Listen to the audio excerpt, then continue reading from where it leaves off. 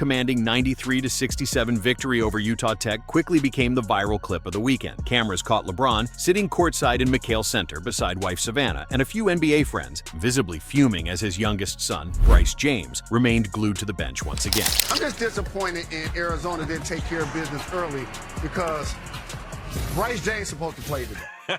You owe sure? that. You don't think they're Nash, gonna you know redshirt? this. Yeah. They're a young team. Yeah. So they didn't take care of business in the first half. They were only up 7. Correct. But your players that's starting and getting the big minutes, Coach, you know this. Oh, yeah. You owe those guys at the end of the play. bench to take care of business to get them in the game So on is that national the TV. motivation after this? Like, we need to take care so that your teammates can get in the game. Yeah, and that's what it's all about. These guys work hard all week long in practice, and they know, hey, there aren't a lot of games on Arizona's schedule. They're going to be up 20 late. This was one of them. But the guys got in. A lot of guys got some time. They did. Arizona They did. built that bench up a little bit.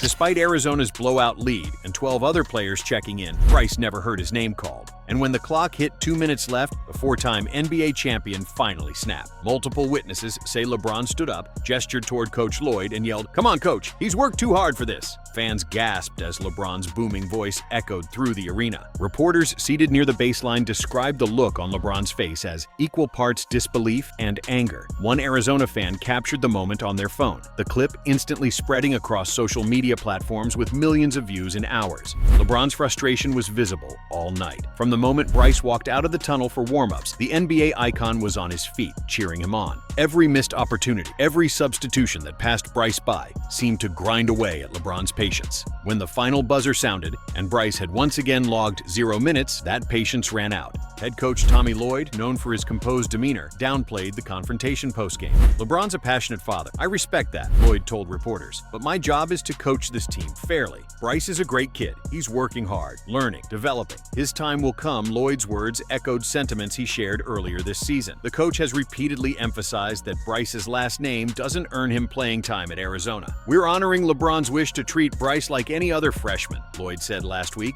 "He's here to earn it." But that statement rings differently now, especially after Friday night's courtside fireworks. Fans and analysts are split, some applauding Lloyd for holding firm, others questioning whether he's mishandled a sensitive situation with the most famous basketball family in America. Bryce's path has never been ordinary. The 6'5" freshman guard, once touted as the more polished shooter of LeBron's sons, arrived in Tucson under a national microscope. Every practice clip, every preseason scrimmage, every locker room rumor has been dissected by fans and sports blogs eager to see what the younger James can become. But through 2 games, Bryce hasn't played a single second. 12 other Wildcats saw minutes against Utah Tech. Even in Arizona's previous matchup with defending champion Florida, Bryce was left watching from the bench in warm-ups. The reasons are layered. Bryce is talented, yes, but raw. He averaged 8 points and 4 rebounds last season at Sierra Canyon and struggled on the Nike EYBL circuit. Arizona's backcourt, stacked with blue-chip recruits like Braden Burries, leaves little room for freshman experimentation. Still, when your father is LeBron James,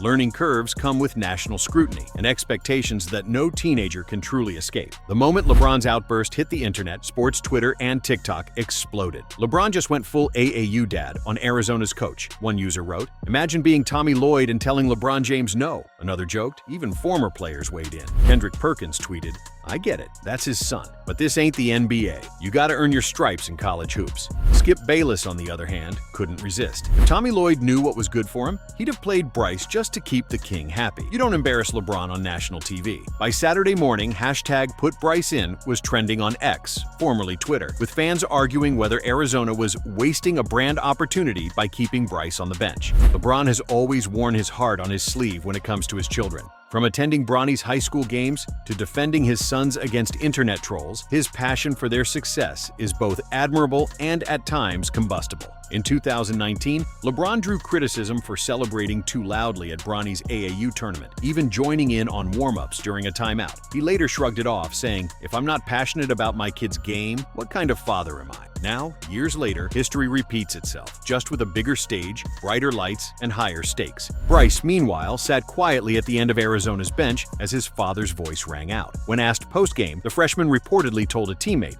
"My dad just wants the best for me. No dramatics, no defensiveness, just a young man caught between legacy and reality." Sources inside Arizona's program describe the coaching staff walking a tightrope since Bryce's arrival. On one hand, Lloyd wants to protect the integrity of his program. Merit-based minutes, equal opportunity, no favoritism. On the other, the school understands that having a James on your roster means unprecedented visibility. Ticket sales spiked 23% this season. Bryce jerseys sold out within 48 hours of release. ESPN cameras have shown up to multiple practices. Everything changed the moment he committed, one assistant coach admitted anonymously. "We knew it'd bring hype, but we didn't expect this level of pressure from the outside world. And now, it's coming from the inside, too." Adding another layer to the drama, whispers about Bryce possibly redshirting this season have resurfaced. Lloyd hinted at the idea during Big 12 media days, calling it a possibility, but not a decision. "Redshirting isn't a punishment," Lloyd said at the time. "It's an investment. If I didn't believe in Bryce, we wouldn't even consider giving him that development window." But after LeBron's courtside meltdown, fans are questioning whether the redshirt talk might cause more tension between the James family and Arizona's staff. LeBron didn't move heaven and earth for Bryce to sit out a whole year, one insider told Sports Illustrated. He wants to see progress. He wants to see his kid play. For Bryce James, this could be a defining crossroads. Does he stick it out at Arizona, trusting Lloyd's developmental process? Or could this drama foreshadow a transfer if things don't change? The NCAA transfer portal opens doors faster than ever. And with LeBron's influence, opportunities would flood in instantly. Programs like USC, Ohio State, and Oregon were all in the mix before Bryce's Arizona commitment. All would gladly take him now. If this tension continues, a mid-season exit wouldn't shock anyone. This moment, LeBron shouting from the stands, Bryce staring at the court, Coach Lloyd holding firm, is bigger than one game. It's the eternal tension of legacy versus individuality. Bryce doesn't just wear a jersey, he wears his father's shadow. Every minute he plays, every second he sits, becomes a headline. Every dribble is compared to LeBron's first.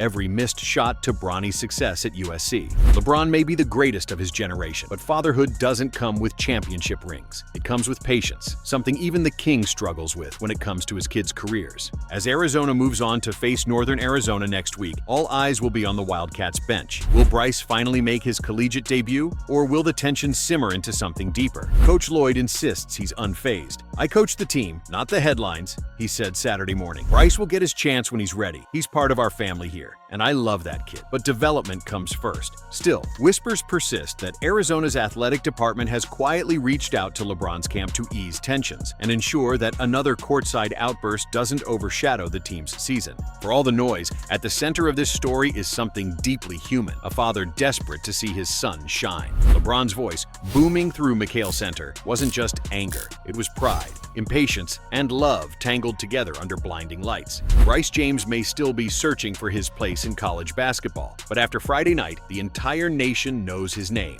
and the fire behind the man who raised him. As one fan perfectly put it online, LeBron yelling for Bryce wasn't about fame, it was about faith. The king believes his prince is ready. Now the question is, will Arizona believe it too?